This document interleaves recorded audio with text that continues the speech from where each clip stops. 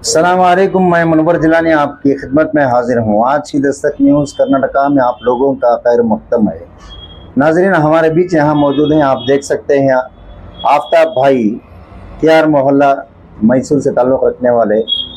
आज हम इनसे बात करेंगे, किस मुद्दे पर बात करना चाहते हैं।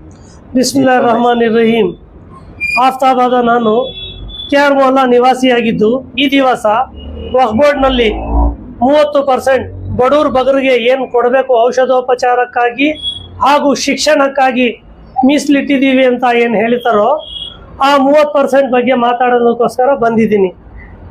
ಈ 30% ಬಡವರಿಗೆ ಔಷಧೋಪಚಾರಕ್ಕಾಗಿ ಹಾಗೂ ಶಿಕ್ಷಣಕ್ಕೆ ಉದ್ದೇಶಕ್ಕಾಗಿ 30% ಮೇಜರ್ ಕಮಿಟಿಗಳಿಂದ ಕೊಡಬೇಕು ಅಂತ ಒಂದು ಸರ್ಕ್ಯುಲರ್ ಪಾಸ್ ಆಗಿದೆ ಸ್ಟೇಟ್ ಬೋರ್ಡ್ ಆಫ್ ಔಕಾಫ್ ಇಂದ.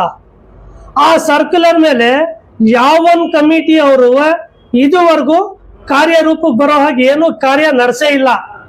ಇತ್ತೀಚಿನ ಬೆಳವಣಿಗೆ ಈ ಸ್ವಾತಂತ್ರ್ಯ ದಿನಾಚರಣೆ ದಿನ ನಮ್ಮ ಮೈಸೂರಿನ ಚೇರ್ಮನ್ ಸಾಹೇಬರಾದಂಥ ಅಜೀಜುಲ್ಲಾ ಉರ್ಫ್ ಅಜುಬೈ ಅವರು ಎಷ್ಟೋ ಮಸೀದಿಗಳಿಗೆ ತಮ್ಮ ಶ್ರಮ ವಹಿಸಿ ಲೆಟರ್ ಹಾಕಿ ಆ ಮಸೀದಿಯಿಂದ ಎಷ್ಟೆಷ್ಟು ತರಬೇಕಾಗಿತ್ತೋ ಅದರಲ್ಲಿ ಕಿಂಚಿತ್ತು ತಗೊಂಡು ಅದನ್ನ ಮಕ್ಕಳಿಗೆ ಅಂತ ಹಂಚಿದ್ರು.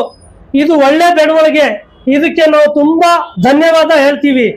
ಇದೇ ತರ 30% ಬಗ್ಗೆನೂ ನೀವು ಏನಾದ್ರು ಮಾಡ್ಬಿಟ್ರೆ ನಿಮ್ಗೆ ಇನ್ನೂ ಧನ್ಯವಾದ ಹೇಳ್ತೀವಿ.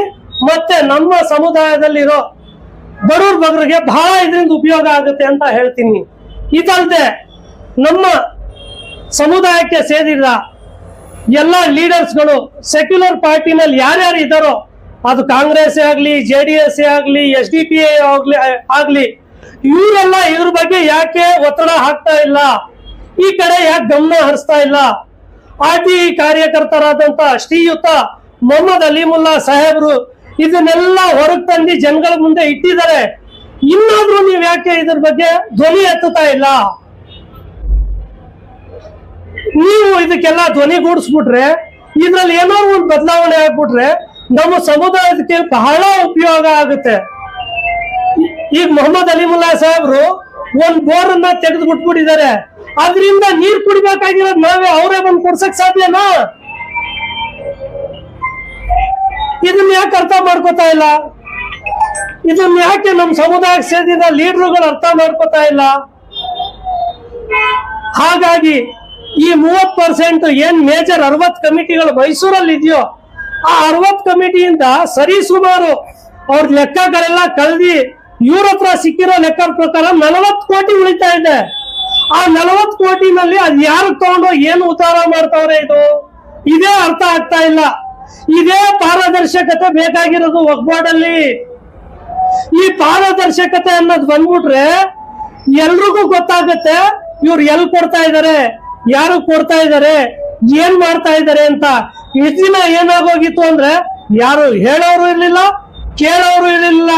ಇವ್ರು ಬಂದಂಗೆ ಇವ್ರು ಹೆಂಗ್ ಮತ್ತು ಹಂಗ್ ನಡ್ಸ್ಕೊಂಡು ಹೋಗಿದ್ದಾರೆ. ಈಗಲೂ ಅವ್ರ ಮೆಂಟಾಲಿಟಿ ಹಾಗಲೇ ಇದೆ. ಇದ್ರಲ್ಲಿ ಅವ್ರ ಬದಲಾವಣೆ ತರ ಇಷ್ಟ ಪಡ್ತಾ ಇಲ್ಲ.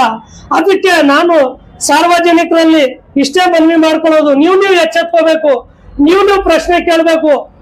ನೀವು ನಿಮ್ ಸಂಬಂಧಪಟ್ಟ ಕಮಿಟಿಗಳ ಅಕ್ಕಪಕ್ಕ ಯಾರಿದಾರೋ ಅವನ್ನೆಲ್ಲ ಸೇರಿಸಿ ಒಟ್ಟುಗೂಡಿಸಿ, ಇದ್ರಲ್ಲಿ ಇಷ್ಟು ಇನ್ಕಮ್ ಇದೆ, ಇದ್ರಲ್ಲಿ ನಮ್ಮ ಅಕ್ಕಪಕ್ಕನೇ ಇಷ್ಟ ಅವಶ್ಯಕತೆ ಇರೋರು ಇದ್ದಾರೆ, ಇವ್ರಿಗೆಲ್ಲ ಕೊಡಿ ಅಂತ ನೀವು ಅದ್ರಲ್ಲಿ ಇನ್ಸ್ಟ್ರಕ್ಷನ್ ತೋರಿಸ್ಬೇಕು. ಹಾಗಾಗಿ ನಮ್ಮೆಲ್ಲ ಸೆಕ್ಯುಲರ್ ಪಾರ್ಟಿಲಿ ಇದೆಯೋ ನಮ್ಮ ಸಮುದಾಯಕ್ಕೆ ಸೇರಿರೋ ಎಲ್ಲ ಲೀಡರ್ಗಳಿಗೂ ನಾನು ಇಷ್ಟೇ ರಿಕ್ವೆಸ್ಟ್ ಮಾಡ್ಕೊಳ್ಳೋದು, ಇಷ್ಟೇ ಕಳಕಳಿಯಿಂದ ಮನವಿ ಮಾಡ್ಕೊಳ್ಳೋದು, ನೀವು ಕೂಡ ಎಲ್ಲ ಇದ್ರ ಬಗ್ಗೆ ಗಮನ ಹರಿಸಿ ಇನ್ ಮುಂದಾರು ನಮ್ಮ ಸಮುದಾಯನ ಮೇಲೆತ್ತೋದಕ್ಕೋಸ್ಕರ ಪ್ರಯತ್ನ ಪಡೋಣ. ಆ ಆಸ್ತಿಗಳನ್ನೆಲ್ಲ ದಾನ ಮಾಡಿರೋದೇ ದಾನಿಗಳು ನಮ್ಮ ಸಮುದಾಯದ ಬಡ ಬಗರಿಗಾಗಿ ಅಂತ. ಉಳ್ಳವರೇ ಎಲ್ಲ ನುಂಗ್ಕೊಳ್ಳಿ ಅಂತ ಮಾಡ್ಲಿಲ್ಲ ಅವರು.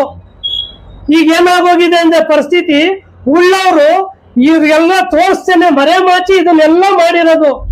ಈಗ ಅಜುಬೈ ಏನ್ ಬಂದಿದ್ದಾರೆ ಚೇರ್ಮನ್ ಸಾರು, ಅವ್ರು ಬಂದ್ಮೇಲೆ ಮೈಸೂರಲ್ಲಿ ಬದಲಾವಣೆ ಬರ್ತಾ ಇದೆ. ಆ ಬದಲಾವಣೆ ಕಿಚ್ಚನ್ನ ನಾವೀಗ ಕಾಣ್ತಾ ಇದೀವಿ.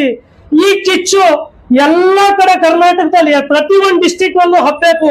BZ ಜೈಮನ್ ಅಹಮದ್ ಸಾಹೇಬ್ರೆ, ನಿಮ್ಮ ಹತ್ರ ಕಳ್ಕೊಳ್ಳೋದು ಈಗ ಯಾವ ತರ ಈ ಡಿಸ್ಟಿಕ್ ಚೇರ್ಮನ್ ಆಗಿ ನೀವು ಅಜೀಜುಲ್ಲಾ ಬೈ ಅಜುವರ್ಗ್ ಮಾಡಿದ್ರು, ಇದೇ ತರ ಒಂದು ಹುಲಿನ ಎಲ್ಲಾ ಡಿಸ್ಟ್ರಿಕ್ಟ್ ಅಲ್ಲೂ ಮಾಡಬೇಕು.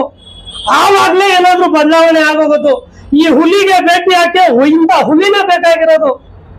ಇಷ್ಟ ಹೇಳಿ ನನ್ನ ಮಾತನ್ನ ನಾನು ಮುಗಿಸ್ತೀನಿ. ಜೈ ಹಿಂದ್, ಜೈ ಕರ್ನಾಟಕ. ಅಸ್ಸಲಾಮು ಅಲೈಕುಂ ರಹಮತುಲ್ಲಾಹಿ ಬರ್ಕಾತು.